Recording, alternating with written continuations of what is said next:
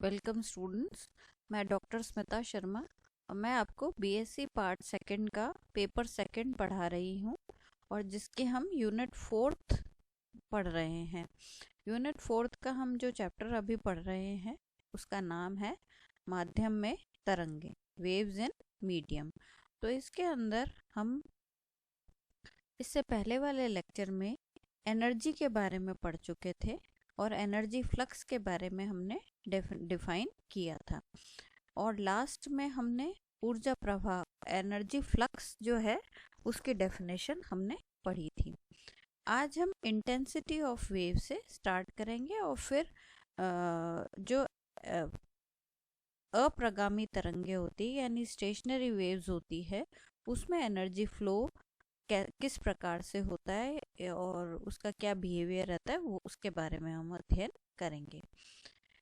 तो सबसे पहले हम तरंग की तीव्रता की डेफिनेशन दे देते हैं। तो इंटेंसिटी ऑफ वेव को हम कैसे डिफाइन करेंगे? किसी तरंग की तीव्रता एकांक समय में एकांक क्षेत्रफल पर पड़ने वाली ऊर्जा की मात्रा के बराबर होती है। अर्थात एकांक क्षेत्रफल में होकर ऊर्जा के बहने की दर को तरंग की तीव्रता कहते हैं। यानी intensity of a wave is equal to the total energy flowing through unit area in unit time, or we can define the rate of flow of energy per unit area is known as intensity। और intensity को हम 2 rho pi square nu square a square v से define कर सकते हैं। ये वही definition है एनर्जी फ्लक्स की जो हमने पहले लास्ट लेक्चर में डिफाइन की थी। इससे क्योंकि बाकी सब राशियां कांस्टेंट है तो intensity is directly proportional to a square. ये हमारा डेफिनेशन हो गई। अब हम इसके अंदर flow of energy in standing और स्टेशनरी वेव्स के बारे में पढ़ेंगे। यानी अप्रगामी जो तरंगे होती है उसमें ऊर्जा प्रवाह किस प्रकार से होता है। अब देखिए, सबसे पहले स्टेशनरी वेव्स जो है वो जनरेट कहाँ होती हैं? स्टेशनरी वेव्स अगर दो बिंदुओं के मध्य कोई डोरी बंधी हुई है, कोई ऑर्गन पाइप है, इन सभी में आपको पता है कि स्टेशनरी वेव्स या अप्रगामी तरंगे बनती हैं। और हमने 11th-12th में जब वेव्स पढ़ते हैं वहाँ स्टेशनरी वेव्स पढ़ते हैं हम, तो वहाँ पर हमने अप्रगामी तरंग को जिस समीकरण से प्रदर्शित कर सकते हैं वो भी हमने अध्ययन कर रखा है। उसको yn जो nth है उसका फॉर्म उसको हम लिख सकते हैं an sine omega n x omega n x by v cos omega n into t, इससे डिफाइन कर सकते हैं। अगर हम इसको t के रिस्पेक्ट में डिफ्रेंशिएट करें तो हम इसको देखो, डिफ्रेंशिएशन t के रिस्पेक्ट में कर रहे हैं तो पहली टर्म तो नहीं डिफ्रेंशिएट होगी, कॉस वाली टर्म डिफ्रेंशिएट हो जाती है। तो ये फॉर्म आपके पास आ जाता है। अब ये हमने क्यों निकाला है? क्योंकि हमारे को एनर्जी कैलकुलेट करनी है। तो एनर्जी हमारी हाफ एम वी स्क्वायर होती है, तो वी स्क्वायर हमने निकाल लिया। तो तनी हुई डोरी की एकांक लंबाई की गतिज ऊर्जा हम निकाल रहे हैं। कैसे होगा? ई के बराबर हाफ एम वी स्क्वायर की जगह लिख दिया d y n upon d t का होल स्क्वायर। तो इनकी वैल्यू प्लेस कर दी और होल स्क्वायर कर दिया, तो हमारे पास कुछ ये फॉर्म आ गया, half m a n square omega n square sine square omega n x upon v और sine square omega n into T.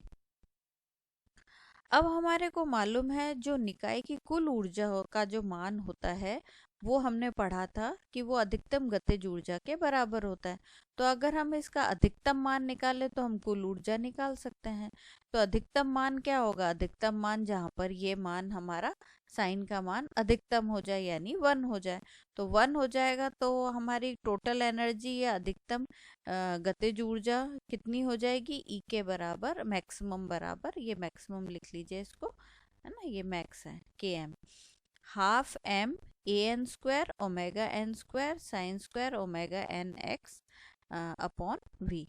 ये हमारी क्या आ गई? अधिकतम गतिज ऊर्जा मान लो या हमारी किसी भी निकाय की कुल ऊर्जा हमने निकाल ली किसके अंदर, जहाँ पर अप्रगामी तरंगे या स्टेशनरी वेव्स प्रोड्यूस हो रही हैं। अगर हम इसकी रिलेशन को देखें तो हमें क्या पता चलता है कि जो टोटल एनर्जी है वो पोजीशन ऑफ द पार्टिकल पर डिपेंडेंट होती है और energy is not distributed uniformly in stationary waves. इससे हमारे को दो चीज़ों के बारे में पता चलता है। एक तो ये कि वो एक्स डिपेंडेंट हो गई, पोजीशन के ऊपर, पार्टिकल के पोजीशन का है उसके ऊपर निर्धारित हो गई, और जो एनर्जी का डिस्ट्रीब्यूशन है वो पूरी तरंग में एक समान नहीं होता। ये दो कंक्लूजन हम इसको देख के लगा सकते हैं, ठीक है, क्योंकि ये एक्स की टर्म आ रही है इसके अंदर तो एक्स डिपेंडेंट हो गई। अच्छा, अब हम इसके अंदर निकालते हैं कि एवरेज, अगर हमने, जैसे हमने पहले टोटल एनर्जी निकाल, काइनेटिक एनर्जी निकाली थी, फिर टोटल एनर्जी निकाली थी, फिर एवरेज एनर्जी निकाली थी, ठीक है, ऐसे ही हम इसके अंदर स्टेशनरी वेव्स के केस में भी अब हम एवरेज एनर्जी कैलकुलेट करेंगे। तो ऊर्जा हस्तांतरण, जो एक जगह से दूसरी जगह एनर्जी जब डिस्ट्रीब्यूट होती है तो स्टेशनरी वेव्स में क्या होता है, तो यदि अप्रगामी तरंग के किसी बिंदु P पर ऊर्जा होकर जा रही है तो उस बिंदु पर कोई बल लगेगा, एनर्जी वहाँ से फ्लो होकर जा रही है, और वो एनर्जी जो है वो F is equals to k d y by d x के फॉर्म में उस पर आरोपित, बल आरोपित करती है उस बिंदु पर। यदि अल्प समय dt में, अगर बहुत स्मॉल टाइम इंटरवल के लिए उस बिंदु पर माध्यम dy से विस्थापित होता है, अब जैसे भाई एनर्जी गई तो क्या हो गया, वहाँ जो माध्यम के कण है वो वहाँ से विस्थापित हो गए, तो बहुत कम समय के लिए मान लो dy से वो विस्थापित होते हैं, तो हम उसको कुछ इस प्रकार भी लिख सकते हैं, dy को मैं dy by d t into d t लिख सकती हूँ, है ना। इससे मैं क्या निकालूंगी, विस्थापन में किया गया कार्य निकालूंगी। अब कार्य क्या होता है, डी डब्ल्यू बराबर एफ डी एक्स होता है ना, तो यहाँ डिस्प्लेसमेंट क्योंकि वाई डायरेक्शन में हम कंसिडर कर रहे हैं तो एफ डी वाई लिख दिया। अब डी वाई की जगह मैंने क्या करा है, एफ का मान तो लिख दिया k d y by d x, है ना, और dy को मैंने लिख दिया dy by d t into d t, लिख सकते हैं, कोई दिक्कत नहीं है इसके अंदर, है ना। अब हम क्या करें, हमारे को तो क्या निकालनी है, एवरेज निकालनी है, तो हम क्या करेंगे, ये वर्क डन की हेल्प से हम प्रवाहित ऊर्जा निकालेंगे। तो एक आवर्त काल में किया गया कार्य निकालते हैं और उस वही कार्य प्रवाहित ऊर्जा के बराबर होगा। तो हम एक आवर्त काल में निकाल रहे हैं तो इसको इंटीग्रेट करेंगे 0 to t, one time period के लिए, तो इसको डिफ्रेंशिएट इंटीग्रेट कर लेते हैं। तो इंटीग्रेशन करने पर अब देखिए आपको इन सभी के मान हमारे को मालूम है, हम वो सभी मान यहाँ पर रख देते हैं, ठीक है। तो हमने ये मान रख दिए, sine omega n x cos omega n x y, ये देखिए ऊपर लिखे हुए थे हमारे, है ना, y d y by d t लिखा हुआ है वो, है ना, तो उस और y भी हमारे को मालूम है, उसी आधार पर मैंने इसके अंदर यहाँ पर मान रख दिए, ये सारे मान मैंने रख दिए। अब इसमें जो कांस्टेंट टर्म्स थी उनको मैंने ऑलरेडी बाहर निकाल दिया। तो अब हम क्या निकाल रहे हैं, औसत निकाल रहे हैं। तो औसत निकालने के लिए प्रति सेकंड या औसत ऊर्जा हस्तांतरण निकालने के लिए मुझे क्या करना पड़ेगा, ये जो एक आवर्त में किया गया कार्य है उसको 1/t से डिवाइड करना पड़ेगा, तो 1/t कर दिया और 0 टू t इंटीग्रेट कर दिया। तो इंटीग्रेशन के बाद देखिए, अब इसमें इंटीग्रेशन t के रिस्पेक्ट में है इसलिए ये भी कांस्टेंट टर्म हो गई, ये भी बाहर आ रही है ना। अब इसमें अगर मैं 2 से गुणा कर दूं तो ये साइन 2 थीटा बन जाएगी, साइन थीटा कॉस थीटा, है ना, तो 2 से ऊपर नीचे गुणा कर दिया। अब 2 से गुणा करा तो ये साइन 2 थीटा बन गई, sine 2 omega n x upon v, ठीक है। और यहाँ पर ये 4 कैसे आया, यहाँ पर एक 2 आ गया इसके कारण, तो और इसको भी मैंने साइन 2 थीटा के फॉर्म में लिख लिया, तो एक इसका 2 हो गया, एक इसका 2 हो गया, दोनों के 2 यहाँ पर 4v के फॉर्म में यहाँ पर दिखाई दे रहे हैं। तो साइन 2 ओमेगा थीटा तो बाहर निकल गया और ये t वाला इंटीग्रेट होगा। अब ये इंटीग्रेशन हमें पता है साइन 2 थीटा का अगर आप इंटीग्रेशन करो का आप करके भी देख सकते हैं, it comes out to be 0। तो इसका मतलब क्या हो गया, प्रति सेकंड या औसत ऊर्जा हस्तांतरण जो है वो 0 आ रहा है। इसका मतलब क्या हो गया, इसका मतलब ये हो गया कि स्टेशनरी वेव्स के अंदर, ये अब एक बहुत इंपॉर्टेंट रिजल्ट आपने वर्कआउट करा, इसमें क्या पता चला आपको कि there is no flow of energy in any place और any direction in stationary waves.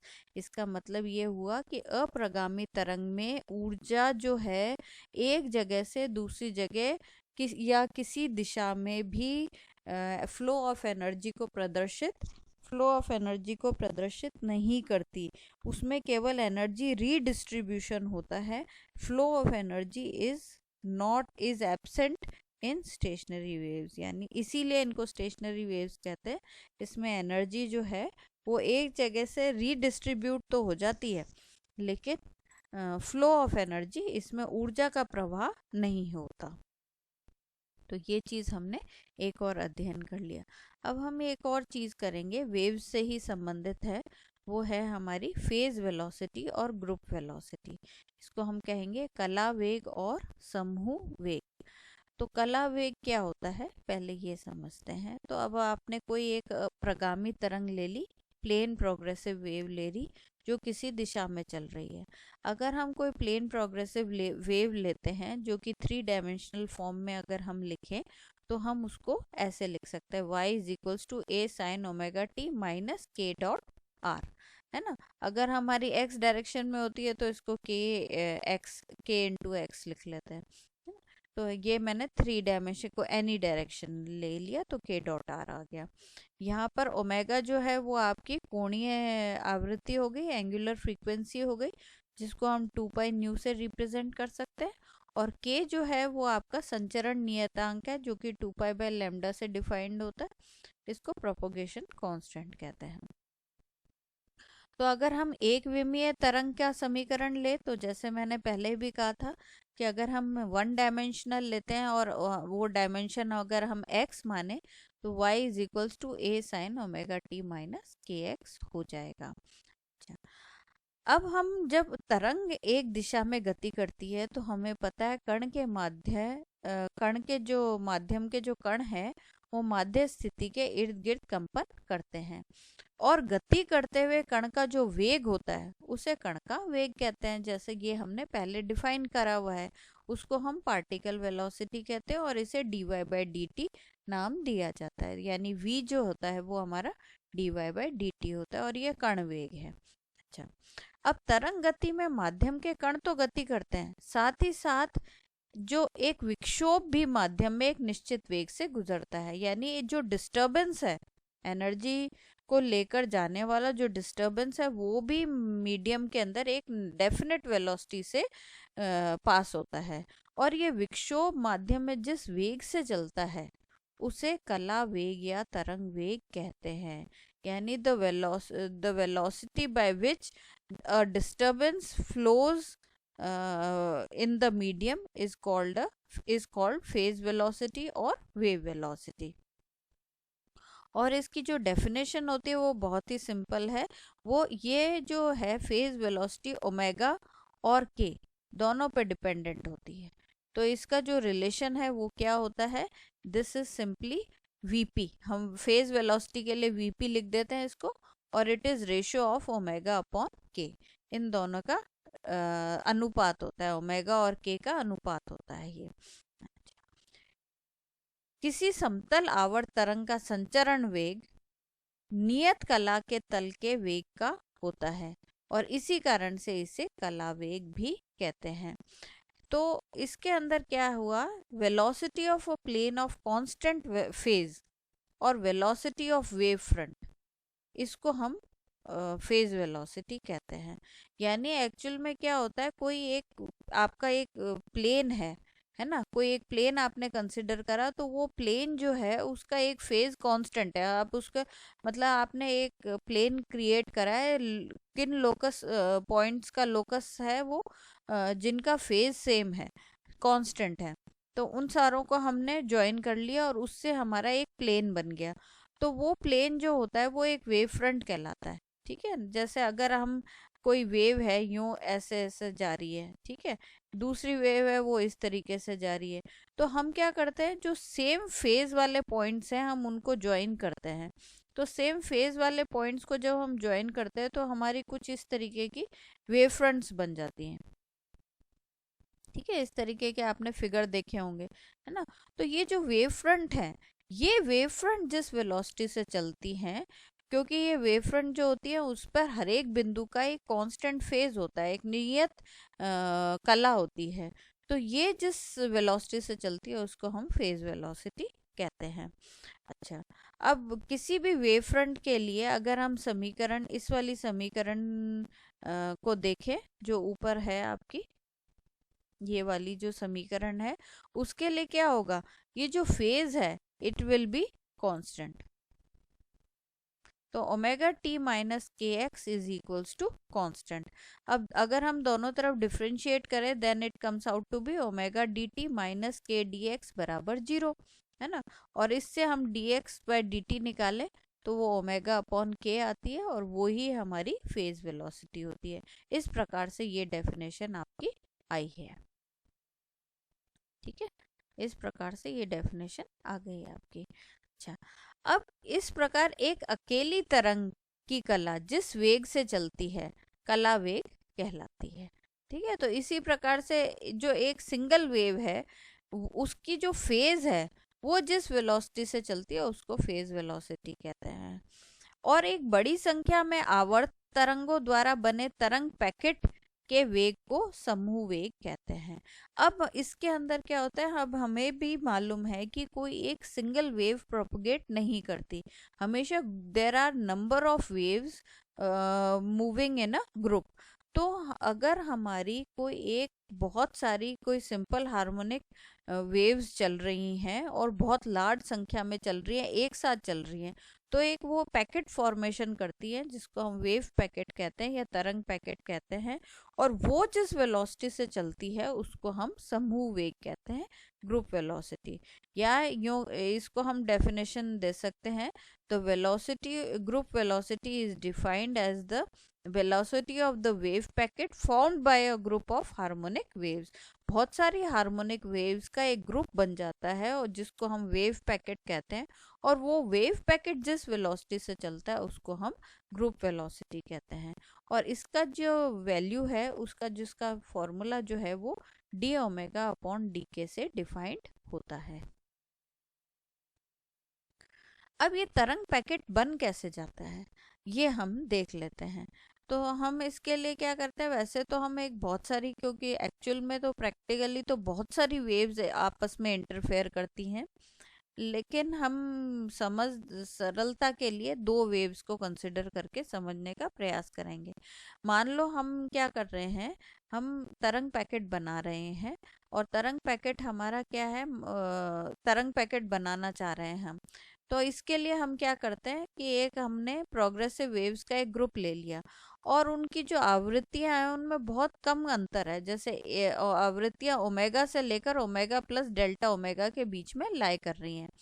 और उनका जो प्रोपोगेशन वेक्टर है, तरंग सदिश है, संचरण सदिश है, वो के और के प्लस डेल्टा के बीच में है, यानी थोड़ा थोड़ा थोड़ा थोड़ा अंतर हर एक तरंग के आवृत्ति में भी है और संचरण वेग में भी है। अब माना तरंगों का परस्पर अध्यारोपण होता है, वो सुपर इम्पोज होती है। तो सुपर इम्पोजिशन के कारण क्या होता है, कुछ बिंदुओं पर तो तरंगे एक ही कला में मिलती है और इससे उन पर आयाम अधिकतम हो जाता है, और कुछ बिंदुओं में वो बिल्कुल विपरीत कला में मिलती है, वहां पर एक दूसरे का प्रभाव नष्ट कर देंगी। और इन दोनों एक्सट्रीम एंड्स के बीच में हो सकता है वो कुछ कैंसिलेशन हो, कुछ एडिशन हो, कुछ इस तरीके का इंटरमीडिएट इफेक्ट हमारे को दिखाई देता है। तो अब ये जो इस तरीके का जो सुपर अध्यारोपण होता है, सुपर इम्पोजिशन होता है, उस कारण से क्या होता है, किसी क्षण अगर हम कोई एक पर्टिकुलर एक इंस्टेंट ले, तो इसके परिणाम स्वरूप किसी क्षण प्रबलीकरण के बिंदु के चारों ओर एक परिमित क्षेत्र में एक तरंग पैकेट बन जाएगा। तो यानी किसी क्षण पॉइंट ऑफ रीइंफोर्समेंट के चारों एक फाइनाइट रीजन में एक वेव पैकेट फॉर्म हो जाता है। क्यों हो जाता है? क्योंकि कुछ पोजीशंस पे तो आयाम अधिकतम हो रहा है, फिर घटते घटते एक पोजीशन पे बिल्कुल जीरो हो जाता है। और ये क्यों हो रहा है? क्योंकि बहुत सारी वेव एक ही बिंदु पर एक ही समय पर आकर मिलती हैं। तो अब हम ये जो तरंग पैकेट हमारा जो बन गया उसका वेग निकालेंगे। तो वेग निकालने के लिए हम क्या करते हैं? दो तरंगों पर विचार करते हैं सुविधा के लिए। बहुत सारी वेव्स हैं, तो इनके आयाम जो है वो हमने कह लिया कि उनके आयाम तो बराबर है, लेकिन आवृत्ति में जो है वो डेल्टा ओमेगा का अंतर है, और संचरण नियतांकों में भी एक छोटा सा अंतर है। यानी जो पहली तरंग है उसका जो विस्थापन समीकरण है, उसकी जो डिस्प्लेसमेंट इक्वेशन है वो है y1 equal to a sine omega t minus k x, और दूसरे की है y2 बराबर a sine omega plus delta omega t minus k plus delta k x. ये इस तरीके से दी हुई है। अब इस पर अध्यारोपण का सिद्धांत लगा देते हैं। तो अध्यारोपण के सिद्धांत से इन दोनों को जोड़ देंगे, जोड़ देते हैं। तो अब ये साइन ए माइनस बी और ये भी साइन ए माइनस बी, इसको हमें सिंप्लीफाई करना है। तो इन्होंने सिंप्लीफाई करके sine c plus sine d वाला फॉर्मूला लगा के इसको सॉल्व कर लिया। तो कुछ हमारे पास ये आ जाता है 2a sine 2 omega plus delta omega t minus 2k plus delta k x upon 2 cos